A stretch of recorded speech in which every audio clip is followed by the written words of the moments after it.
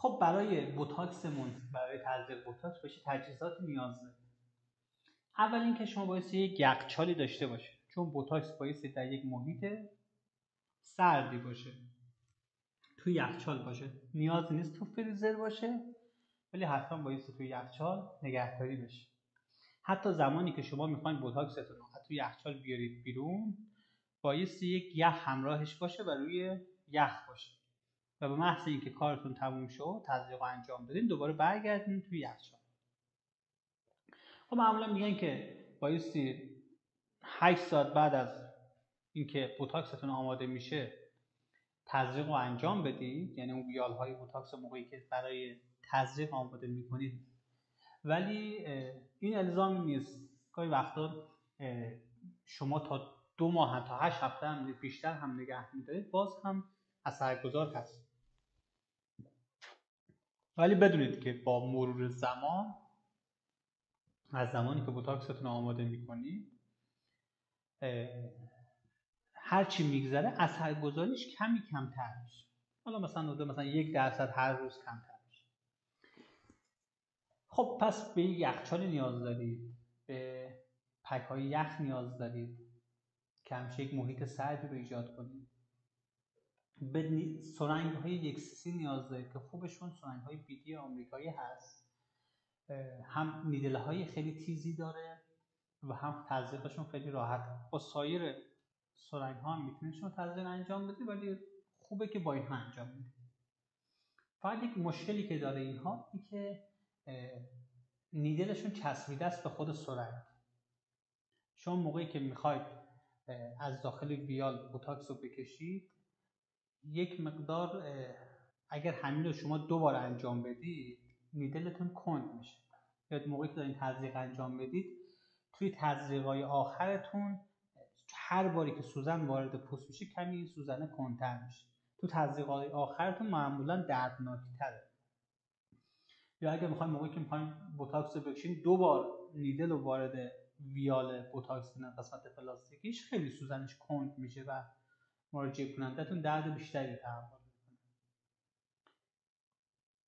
ولی در مجموع بهترین انتخاب هست برای تزریقای بوتاکس. پنبه نیاز دارید برای اینکه اگه خونی اومد محل تزریق رو بتونید با این پنبه تمیز کنید. پنبه الکل نیاز دارید برای اینکه اون محل رو قبل از تزریقتون تمیز کنید. بیمارتون باید آرایش نداشته باشه، ولی احیانا اگه آرایش داشت، شما تا زمانی که اون پنبه‌تون رنگ میگیره بایستی بکشید. یخ رو نیاز دارید. شما میتونید یخ رو علاوه بر این که برای در واقع نگهداری بوتاکستون هست که یک محیط سردی براش ایجاد کنید، اگر توی در واقع به رگ آسیب زدید یا کبود شد، یخ رو تو ناحیه قرار بدن که کبودیش کمتر بشه. نیاز به بی‌حسی نداره. 95% مراجعینتون نیاز به بی‌حسی قبل از تزریق بوتاکس نیست. ولی اگر ممکنه فردی که خیلی نسبت به دردش حساس یا قبلا انجام داده و خیلی براشون دردناک بوده یا دوست ندارن که دردی رو تحمل کنن، میتونید از زایلاپی استفاده کنید. حالا سایر برندها مثل املام هست، ولی خب زایلاپی در دسترس تر. از یخ هم میتونید استفاده کنید. اون ناحیه رو یخ بذارن و خیلی راحت تر نسبت به زایلاپی که باید حداقل نیم ساعتی صبر کنه تا اثرگذار بشه. خب غیر از اون در واقع اون باکس بوتاکستون، یک سرنگ 3cc هم نیاز دارید برای اینکه بوتاکستون آماده کنید. این جعبه‌شو که باز می‌کنید، یک ویال خود در واقع بوتولینوم توکسین هست که حالا به عنوان بوتاکس میشناسیمش، و یک نورمال سالی 5cc هم نورمال سالی. توی این ویال یک قرصی هست که معمولا سالمه.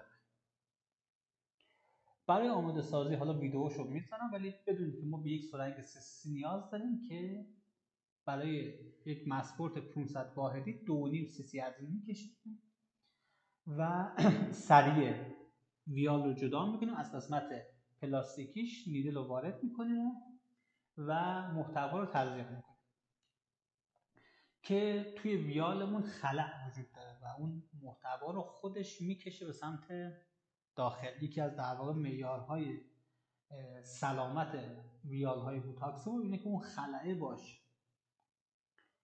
خب کل تجهیزاتی که نیاز داریم همینه، به اضافه یک صندلی که بشه بیمار در واقع صندلی های تزریق که بیمار روی اون باشه و بتونه تزریقمون رو انجام بده.